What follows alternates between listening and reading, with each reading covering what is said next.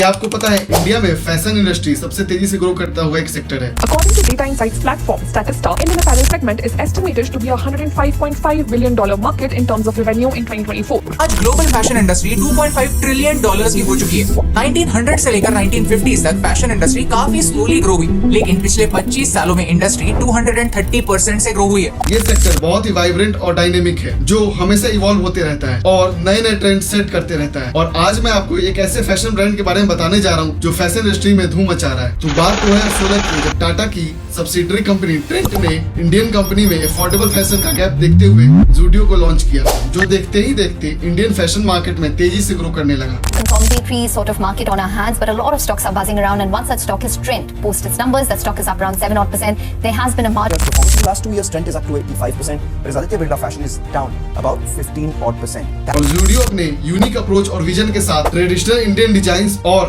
Modern trends को redefine करने लगा। इस ब्रांड के इनोवेटिव स्ट्रेटजी ने देश भर के फैशन एंथुसियास्ट का ध्यान अपने तरफ खींचा, लेकिन इमर्जिंग फैशन ब्रांड को इंडिया जैसे कॉम्पिटिटिव मार्केट में सर्वाइव करना थोड़ा मुश्किल होता है, जहां ऑलरेडी ज़ारा, H&M और यूनिक्लो जैसे ब्रांड इंडियन मार्केट में प्रेजेंट थे, जो टाइम के साथ बदलते हुए फैशन में रेलिवेंट रहते हैं। हालांकि इन सब चैलेंजेस के बावजूद ज़ूडियो ने अपना एक अलग पहचान बनाया और एक अलग फैन बेस क्रिएट किया। इसका सबसे बड़ा रीजन ये है कि ज़ूडियो ने बहुत ही कम प्राइस पे फैशन फॉरवर्ड अपीयरेंस ऑफर करने लगा। ज़ूडियो के प्राइसिंग को कम करने में टाटा के रोबोस्ट सप्लाई चेन का भी बहुत बड़ा रोल है, जिसकी वजह से क्वालिटी पर बिना कॉम्प्रोमाइज किए लो प्राइस पॉइंट मेंटेन करने में मदद मिली, जिससे ज़ूडियो का फैशन अब एक वाइडर डेमोग्राफिक तक पहुंचता है, जो कि पहले बड़े ब्रांड्स के लिए एक चैलेंज हुआ करता था। तो आइए जानते हैं वो पॉइंट्स जो ज़ूडियो को उसके कॉम्पिटिटर से अलग बनाता है। तो पहला है इनोवेशन एंड डेवलपमेंट। ज़ूडियो के सफल होने में एक main reason innovative approach towards design भी है। ज़ूडियो ट्रेडिशनल इंडियन एस्थेटिक्स को कॉन्टेम्पोररी ट्रेंड्स के साथ सिमलेसली ब्लेंड करता है, जो गारमेंट्स को टाइमलेस और ट्रेंडी बना देता है। अपने रूट से जुड़कर और मॉडर्निटी को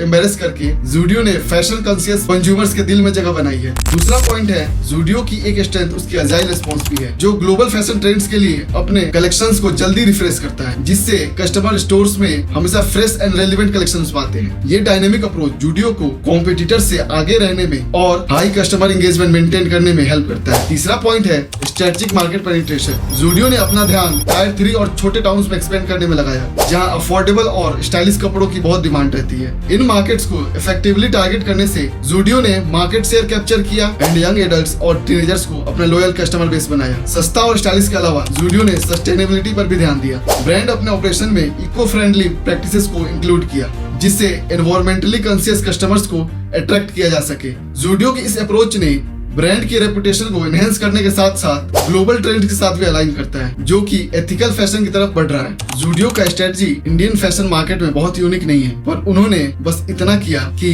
ट्रेडिशंस और इनोवेशंस को सीमलेसली ब्लेंड कर दिया, जो उनके कॉम्पिटिटर से अलग बनाया और एक अलग लॉयल कस्टमर बेस क्रिएट कर दिया। तो आप जब नेक्स्ट टाइम फैशन के गेम उतरने की सोचो, तो एक बार ज़ूडियो की केस स्टडी को जरूर पढ़ो। तब तक के लिए मुझे सब्सक्राइब कर लो।